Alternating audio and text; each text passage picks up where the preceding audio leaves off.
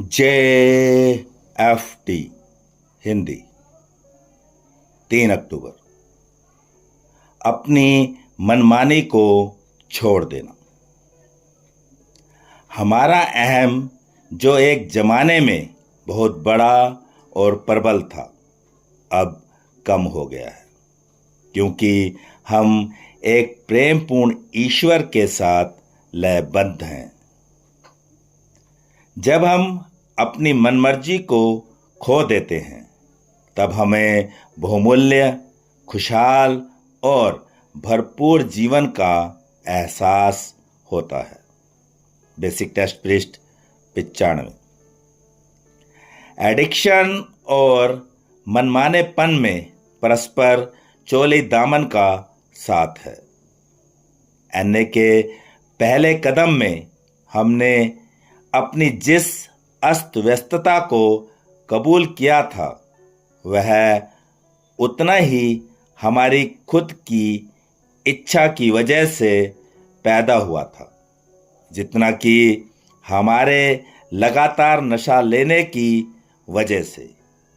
और आज भी मनमानेपन के दमखम पर रहने से हम अपने जीवन को उतना ही अस्त व्यस्त कर देंगे, जितना कि हम उस समय कर बैठे थे जब हम नशा करते थे।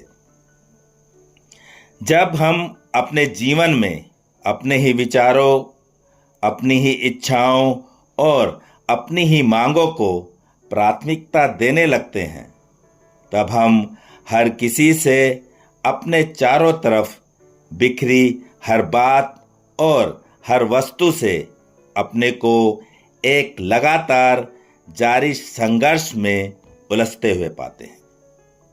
हमारा मनमानापन हमें हमारे अपने अहम पर निर्भरता का आभास कराता है।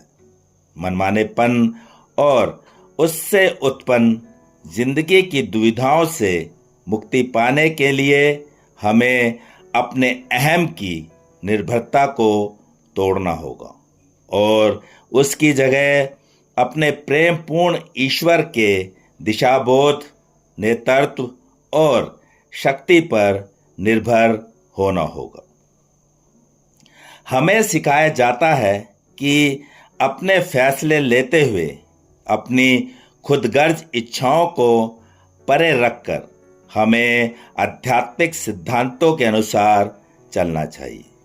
हमें सिखाया जाता है कि हम एक उच्च शक्ति से दिशा निर्देशन प्राप्त करें, जो हमसे कहीं अधिक एक दूर आयामी दृष्टि से युक्त है।